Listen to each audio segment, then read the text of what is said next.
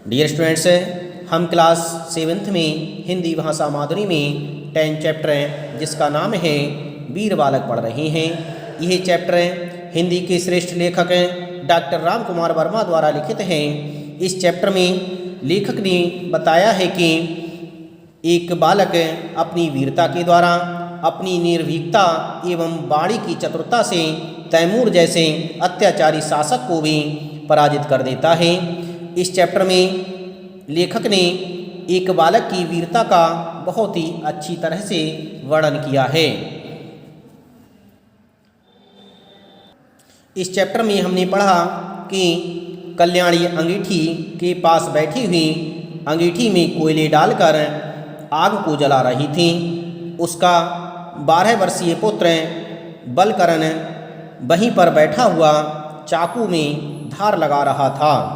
कल्याणी ने जब उससे पूछा कि तुम चाकू में धार क्यों लगा रहे हो, आज तो तुम्हारी वर्षगांठ है।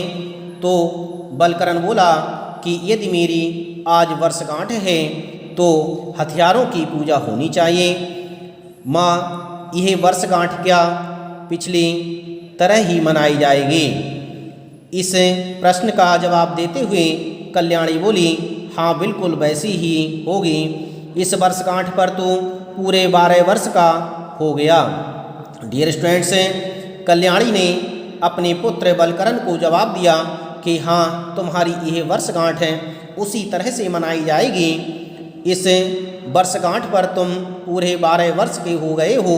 बेटा, मैं तुझे आशीर्वाद देती हूँ कि इसी तरह तेरी बहुत सी वर्षगांठें मनाई जाएं। इस तरह से एक माता ने अपने पुत्र को आशीर्वाद दिया कि हे पुत्र, तुम्हारी वर्षगांठ इसी तरह से मनाई जाएं, बहुत सी वर्षगांठें मनाई जाएं।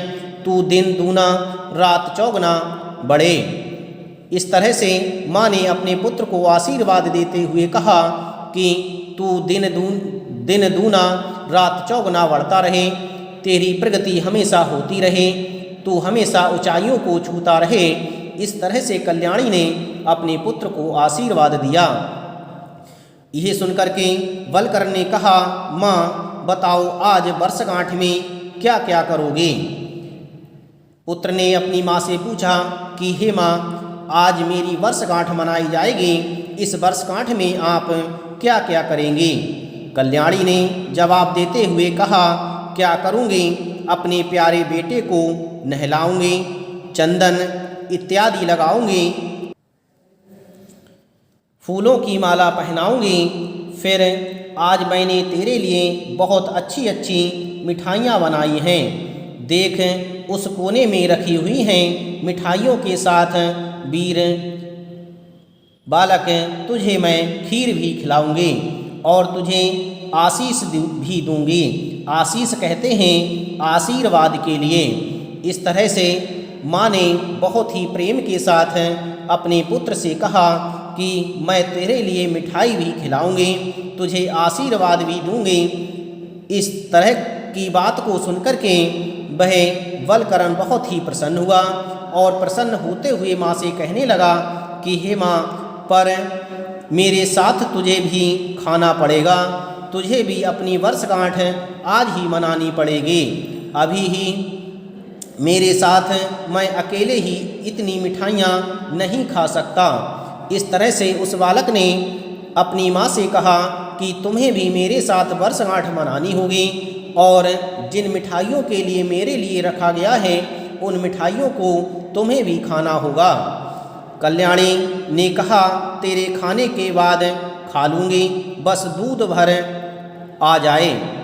लेखक कहता है कि बलकरण की बात को सुनकर के माँ ने जवाब दिया कि जब तुम मिठाई खा लोगी तब मैं भी मिठाई खा लूँगी, बस दूध भर आ जाए, खीर बनने में देर ही क्या लगती है। इस तरह से कल्याणी ने बहुत ही स्नेह के साथ में अपने पुत्र को जवाब दिया। बलकरण ने कहा, अभी दूध नहीं आया है। इस पर कल्याणी ने कहा, सूरज चढ़ आया है, काफ़ी दिन फैल चुका है, अभी तक सुजान दूध लाया ही नहीं है, ना जाने क्यों नहीं आया।